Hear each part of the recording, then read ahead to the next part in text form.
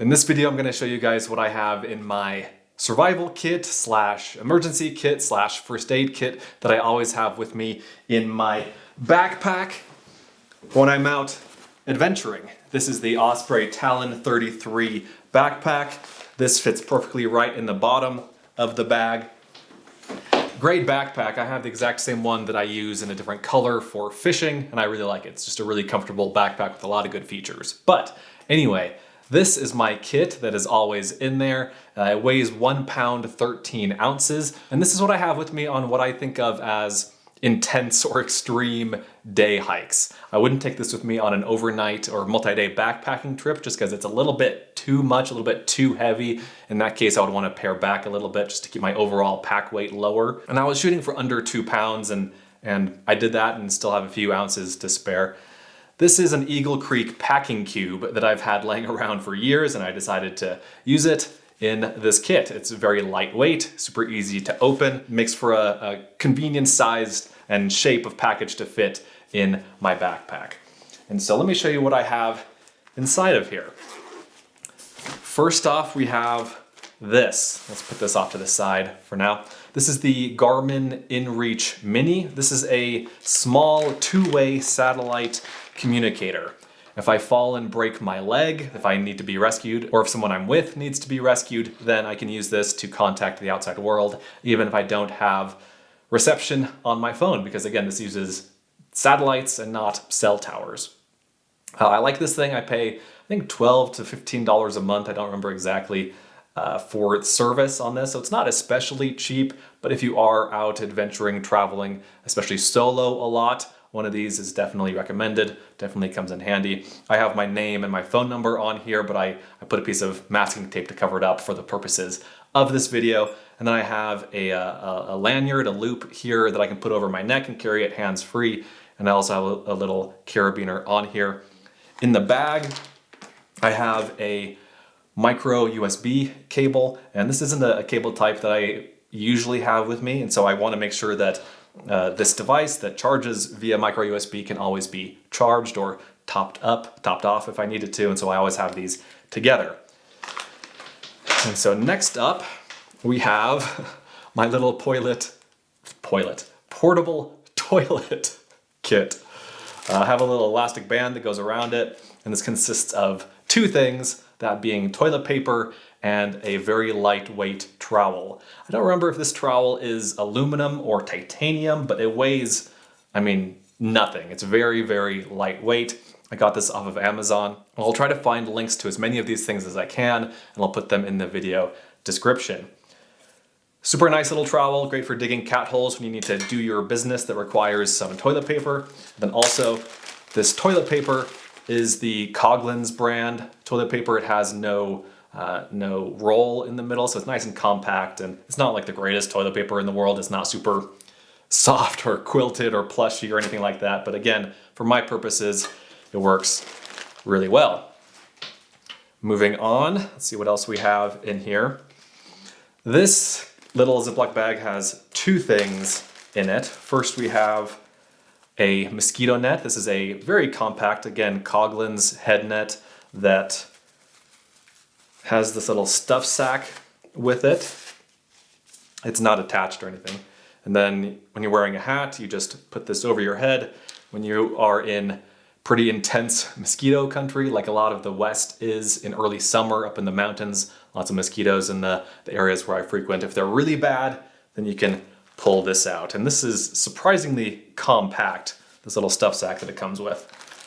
I think this is called a compression wrap bandage. This is the kind of bandage that you can wrap around and it sticks to itself. It doesn't stick to your skin. And this comes into play, especially when you want to use this next item that I have, that is a splint. This is I call it a Sam splint, but I think that is a trademark. I think that's the specific name of the brand. This is a different brand, but same kind of thing. So this is a foam and metal splint, and this particular one is 36 inches long. And so this kit is basically for a couple of main scenarios that I think could happen to me when I'm out adventuring on my own. One of them is that I just need to call for help, and so that's why I have the InReach Mini. One is that I fall and break my leg or break another bone, and I need to stabilize that. And then another is I need to spend the night overnight in the mountains or in the forest or in the desert somewhere. So this, of course, and this together is for that scenario where I break or sprain or otherwise injure something, whether it be an arm, an ankle, a leg, a neck. I mean, there are a finger. This can be used for just about anything. It's pretty compact. In the past, I've had with me a Splint that's rolled, but this one is kind of folded, and I like that better. It's a little bit more compact in a kit like this. The one that's rolled is now in my car instead of in here. And then next up we have something that works for that other scenario that I mentioned where I might have to spend a night out in the open overnight if I have overexerted myself, overextended myself, and I planned for a hike that would last X number of hours, and I underestimated and I have to stay out longer, and it's dark and I want to just hunker down for the night. I have this. In the past, up until recently, I had a space blanket in this kit, just a regular space blanket. In fact, I think I still have it here, just a very small space blanket.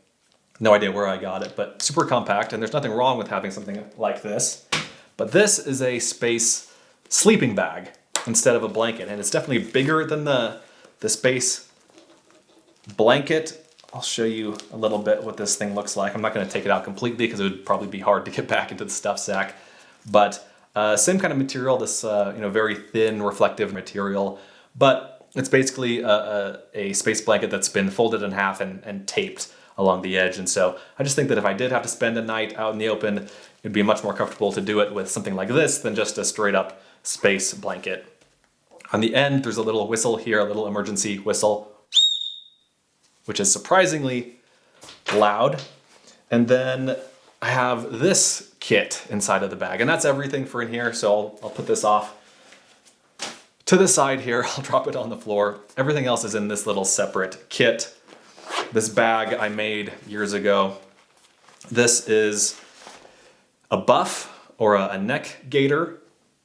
It's a tube of fabric that you can put over your head just as a hat to keep your head and your ears warm, or bring it down over your neck if you already have a hat and a hood on. And of course, in this color, it can be used as an emergency signal type device. Same can be said for this. This is bright orange.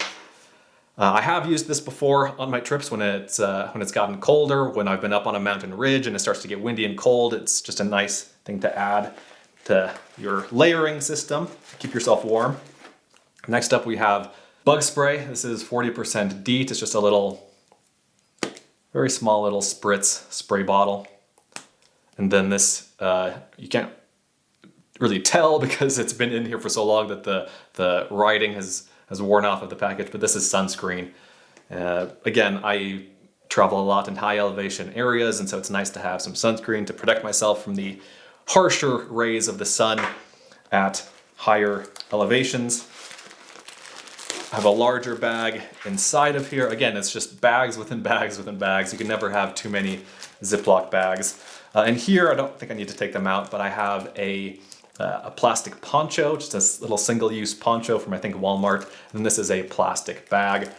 The poncho I've used, if you've watched this channel for the past year, you've seen me use this a few different times when I'm up, again, high on a mountain ridge and I get stuck in a afternoon thunderstorm for half an hour or so. I can just put that on and hide underneath a cliff or under some trees, and I'm completely protected. I do always have a rain jacket with me, but something like a poncho provides much better full body protection. I can just kind of curl up in a ball, sit down, and I won't get wet at all. And then here, this is a trash bag that I can use to waterproof things in my backpack. If I have a lot of camera gear in there, which I usually do, and it starts pouring down rain, or if I need to cross a creek or a swollen river or something like that, I can put my backpack either inside of the bag, or I can put those delicate items from my bag into this trash bag and then put them back into the backpack. Got some sports tape again. This is a small roll of it, and I can use this in conjunction with the compression wrap bandage and the Splint to do whatever I need to do. Also in here, we have a bag with mostly, I would say, first aid / kind of toiletry type items. Let's take all of these out really quick. We'll just run through these. One thing that I think a lot of people don't think about is contact lenses. And so I wear contacts, and I have 2 contacts here to replace in case I'm rubbing my eyes and I lose one. That's happened to me multiple times before.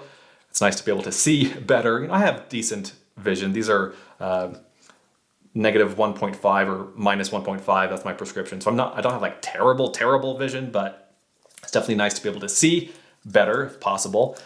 This is the kind of thing that you want to check occasionally, along with the other little medicines in here, to make sure that they haven't expired. I have a large Band-Aid bandage, a nice kind of big bandage. Along those same lines, I have a slightly smaller bandage. I don't think I have any small, Band-Aids, little ones, because if it's something that small, I probably just don't even need a Band-Aid.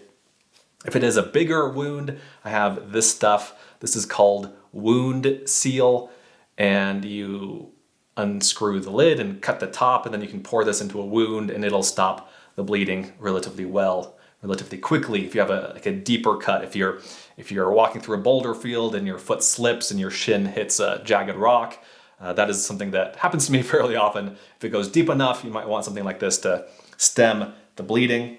Advil, Tylenol, and Benadryl, for various aches and pains. If I have a headache, I'll take the Tylenol. If my joints are hurting, I can take the Advil or the ibuprofen. If I'm having an allergic reaction to something, I can take the Benadryl. And then this is antibiotic ointment, just a little single-use packet of the stuff. I don't remember where I got this, but I think you can buy packs of these on Amazon. A little alcohol wipe, little wet wipe, extra lip balm. I use a lot of lip balm. I rely on this stuff, and again, at higher, drier elevations or when I'm in the desert, I like having this stuff, and I've forgotten my lip balm, or I've run out occasionally, and it's pretty annoying, and so I like having a spare. And then finally, this is very important, these are water purification tablets. You'll notice in here I don't have any sort of water carrying device. Like I don't have a bag or a collapsible water bottle, because in my backpack I'll have multiple water bottles already with me. And so if I run out of water, I can put one of these in there. I've used these before. These are my favorite kind of this thing. I like these better than the chlorine or the iodine tablets. They have less of a taste and they're just easier to use. I think one of these will treat 1 to 2 liters of water, so I could easily get a couple days out of this. And that's something else that I wanted to touch on. This kit isn't to help me rebuild civilization. Like I don't have with me one of these, a big like survival bushcraft knife. I have one of these in my car, but this is not what I'm going to take with me every day when I'm hiking. It's just not something that I'm going to use, and not something that I think I need. And then the final little bag inside of this red bag, which is now empty, and so I can put that out of the way, has little survival type items. This is more of what you might find in a typical survival kit. And so instead of a huge hank of paracord, I have this little bundle of Kevlar cord. Very lightweight, very small, super strong, and handy if I ever need to replace a shoelace or lash something together on my backpack. Little roll of duct tape. Another little whistle. I think this one is louder than the one that's on this, and so that's why I have this separate little emergency whistle. If I get lost, I can alert people to the fact that I'm in the area, try to help them find me. A little lighter. This is a mini Bic. Works great. They always do. This is a little scalpel, little folding scalpel blade, super sharp. Again, if I need to, cut away dirty clothes from a wound or something like that, I can use this. I do always have a little mini Swiss Army knife with me, just as my everyday carry type of deal. But this isn't necessarily the sharpest thing in the world, especially when I've been using it for years like I have. This is very, very sharp. This is half of a comb. I broke off the other half, and I've used this a couple of times when I'm in the desert and I brush up against a cactus or a cholla or something like that, and the little ball of cactus sticks to my skin, and you know the needles, the spines are in my skin, and it's surprisingly hard to remove that once it's there, because you can't just use your hands, you know, you don't want to get skewered on your fingertips, and so you use something like this to go underneath the ball, and you can kind of pry it off. Still painful, but much better than using like pliers or your fingers. This is a tick removal tool. I have used this, I think, once in North Dakota, I think, in Theodore Roosevelt National Park. I had several ticks on me, and I used this to get them off. Not the kind of thing you want to use very often, but it's nice to have if you need it. This is another little micro fire starting kit, I guess, just to use in conjunction with the Bic lighter. This is a very small ferro rod and a very small striker. Here's the little rod, ferrocerium rod, and I have a little tiny piece of I think this is an old hacksaw blade, and you can use this to get a spark. Then I also have these little fire starters. These are impregnated with some sort of flammable material. It's like a cotton type of fiber, and you undo this. It's kind of braided or twisted together. You undo that, and you can use this to start a fire. And then finally, we have a little signal mirror, and that is it. So I think I said all of this weighs 1 pound, 13 ounces. Stuff that I didn't include here is something like a light, like a headlamp or a flashlight, because I have one of these in the top pocket of my backpack always, so it doesn't really need to be in this particular kit. I already showed you the survival knife. Again, this and paracord I think are, you know, depending on what kind of survival situation you're setting yourself up for, this may or may not be very useful. To me, in my situation, I don't think that's going to be super useful. I'm not going to be like hunting and trapping and skinning game. You know, this is to survive a couple of nights out in the open. You might want to have something like this. This is I think this is called a Biffy bag. This is a sort of a portable toilet in a bag. Like, it has wipes and some toilet paper in here, and then also some odor and liquid absorbing gel or powder that's inside of here. This is also called a wag bag. Some areas require this. Like if you're in certain high usage areas in certain national parks or wilderness areas, you might be required to pack out all of your waste, and so you might need something like that. And then also I always have food of some sort with me in my backpack. And again, this kit is more for the more extreme type of adventuring stuff that I do. If you were using this just for, you know, a few hour-long day trips or day hikes, you could probably pare this back a little bit. But once again, in the remote and high and kind of severe places where I go, something like this I think is useful. You might also want to carry with you a battery bank. I don't have one in this kit because this is my sort of my camera kit, my filming kit. And in here I have all of my SD cards and batteries for my various cameras, that sort of thing. So in here I do have a battery bank, and so I don't need that in my more, I guess, outdoor focused survival adventure kit. So that's about it. Let me know what you guys think. Let me know what else I should add. Let me know if you think I should take anything away. And yeah, I'm happy to hear about your thoughts. Thanks for watching, guys. Let me know if you have any questions. I'll see you in the next one. Be sure to check out Adventure Know-How, my new site, where you can gain access to a map of all of my free campsites, plus monthly bonus videos that you won't find anywhere else. Learn more at adventureknowhow.com. And for links to everything else SUV RVing related, visit suvrving.com. Links to these sites and more will be in the video description.